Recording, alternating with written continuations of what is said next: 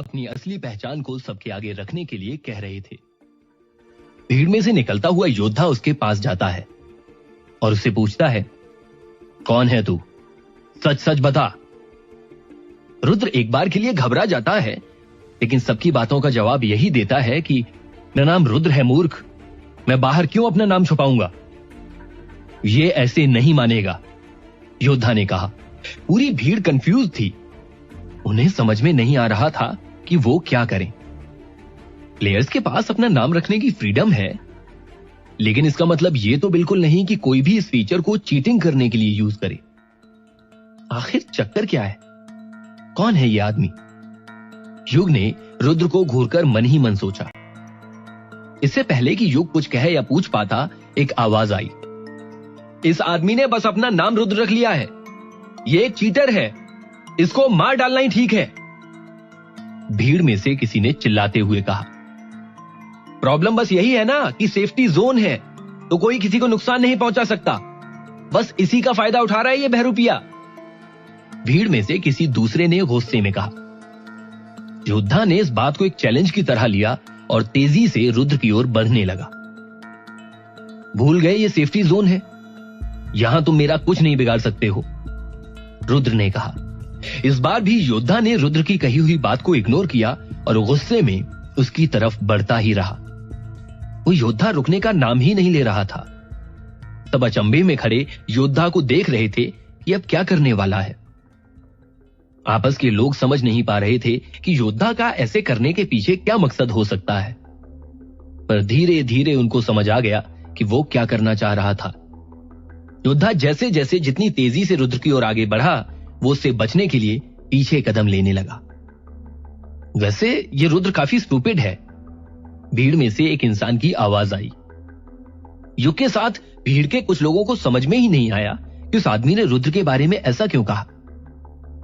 थोड़ी ही देर में उस योद्धा के डर से रुद्र जैसे जैसे पीछे जा रहा था, कुछ ही देर में अपना पांव उसने सेफ्टी जोन से बाहर रख दिया। युग की समझ में अब आया कि रुद्र को स्टूपिड क्यों कहा गया था। वो योद्धा भी एक स्माइल करता है और देखते ही देखते अपनी बर्छी से उस बहरूपीय रुद्र को मारकर जमीन पर गिरा दिया। भीड़ में खड़ा हर इंसान और साथ में युग भी खुश हो गए, लेकिन सबके मन में बस एक ही बात थी कि ये डेयरिंग आदमी आखिर है कौन। जैसे ही सब लोगों के मन में यह ख्याल आया और जैसे ही उस योद्धा ने नकली रुद्र को मारकर नीचे गिराया, उसके माथे पर लाल रंग से उसका नाम नजर आने लगा, सिद्धार्थ। और ये देखकर पूरी भीड़ में एक खुशी की लहर दौड़ पड़ी। ये लहर पिछली बार की तरह कंफ्यूजन की नहीं थी, बल्कि एक्साइटमेंट की थी। अरे ये तो वही फेमस सिद्धार्थ है, क्या मैं सच में उसी बस्ती में हूं जहां सिद्धार्थ है? भीड़ में से एक आवाज आई, बहुत किस्से हैं सिद्धार्थ के, इससे अच्छा प्लेयर कोई नहीं, किसी दूसरे ने कहा। यहां तक कि युग, जो कि किसी भी बात पर ज्यादा खुश नहीं होता था, वो भी ये देखकर काफी खुश था कि उसको सिद्धार्थ से मिलने का मौका मिला। लेकिन फिर भी उसके मन में चल रहा था, यार ये इतना फेमस है तो फिर तो मैं अभी बहुत पीछे हूं, इसके लेवल तक पहुंचने के लिए तो मुझे बहुत पापड़ बेलने पड़ेंगे। लेकिन कोई नहीं, अभी मिल गया है ना, इसी से अब मैं भी ट्रेनिंग लेता हूं। युग अपने साथ खड़े एक आदमी से सिद्धार्थ के बारे में पूछता है। सिद्धार्थ एक मंझा हुआ खिलाड़ी है, उसके पास खिलाड़ियों के सबसे बड़े टूर्नामेंट में हिस्सा लेने का सिर्फ एक्सपीरियंस ही नहीं, बल्कि साथ ही साथ एक ब्रॉन्ज मेडल भी है, उस आदमी ने युग को बताया। और ये सब उसने सिर्फ 2 साल में हासिल किया है। उस आदमी ने आगे कहा, ये तो गेमिंग वर्ल्ड के स्टार्स में से एक है, मैं तो धन्य हो गया इनसे मिलकर। भीड़ में से एक प्लेयर ने बोला। युग गेमिंग वर्ल्ड के स्टार्स के बारे में तो इतना नहीं जानता था, पर वो ये जानता था कि सिद्धार्थ नाम का प्लेयर साहिल को बेहद पसंद था। युग को साहिल ने यह भी बताया था कि सिद्धार्थ असली रुद्र का टीचर था। अब उसके आगे धीरे धीरे पूरी गुत्थी सुलझ रही थी। उसको समझ आ रहा था कि सिद्धार्थ को एकदम इस बात का कैसे पता चला कि वो इंसान असली रुद्र नहीं था। युग ने मन ही मन सोचा, अब समझ आ रहा है कि साहिल को यह सिद्धार्थ इतना क्यों पसंद है, वो इसकी पूजा करने लग गया है। मानना तो पड़ेगा यार, सिद्धार्थ की स्किल बहुत ही साफ है। जिस तरह से इसने नकली रुद्र को चकमा दिया है, शायद कोई नॉर्मल प्लेयर नहीं कर पाता। युग पूरी तरह से सिद्धार्थ से प्रभावित हो चुका था। जैसे वो भी उसे इस गेम का भगवान मानने लगा हो। इसके अलावा सिद्धार्थ के पास एक बहुत ही आकर्षक पर्सनैलिटी थी। यही वजह थी कि पूरी भीड़ उसका नाम जानने पर खुशी में जोर जोर से चिल्ला और ताली मार रही थी।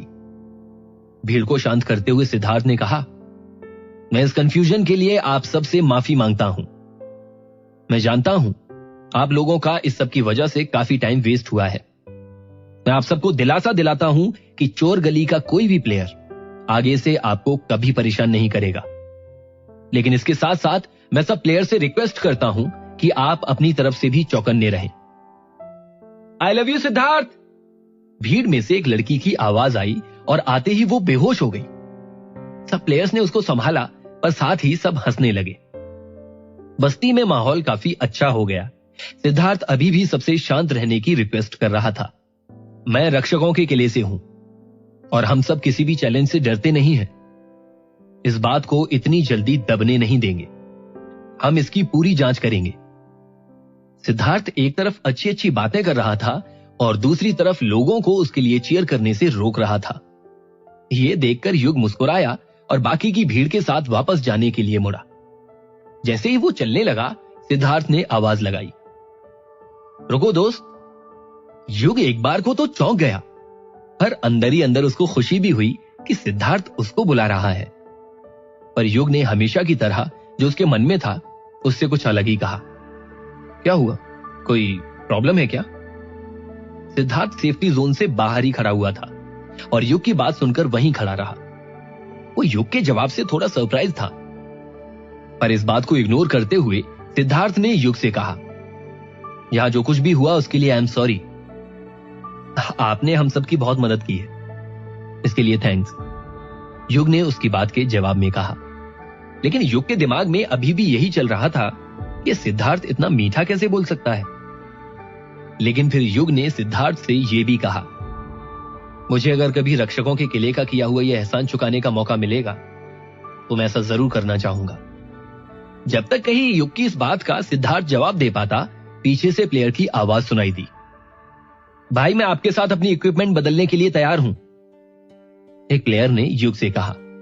उसके बाद एक और आवाज सुनाई दी, हाँ और मैं भी आपके साथ अपनी इक्विपमेंट बदलने के लिए तैयार हूं। युग ये देखकर मुस्कुराया। वो लोगों का सपोर्ट देखकर खुश तो था ही, पर साथ ही ये भी जानता था कि वो लोग ये सब उसकी नहीं बल्कि सिद्धार्थ की वजह से कर रहे हैं। सिद्धार्थ युग के हाव भाव देखकर यह समझ गया कि उसके दिमाग में क्या चल रहा है। उसने युग से कहा, आते हुए इक्विपमेंट को कभी वापस नहीं भेजते, पाप लगता है।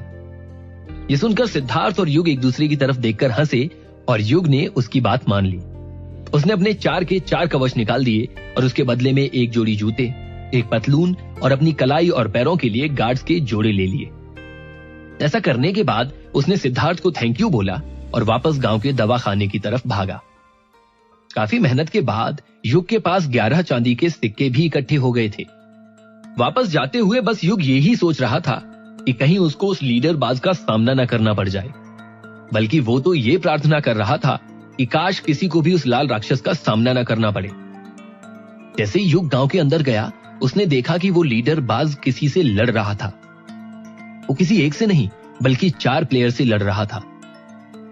जब ये 4 मुस्टंडे, जिनमें से 2 तलवारबाज और 2 रक्षक हैं, इसको नहीं संभाल पा रहे हैं तो मैं क्या चीज हूं, युग ने खुद से कहा। लेकिन युग ने नोटिस किया कि इतने ताकतवर प्लेयर्स के साथ लड़ने पर उस लाल बाज की ताकत काफी कम हो गई थी। उस लड़ाई को युग देख नहीं पा रहा था क्योंकि वो एक पेड़ के पीछे छुप गया था और वो उन प्लेयर्स की बातों को सुनने लगा।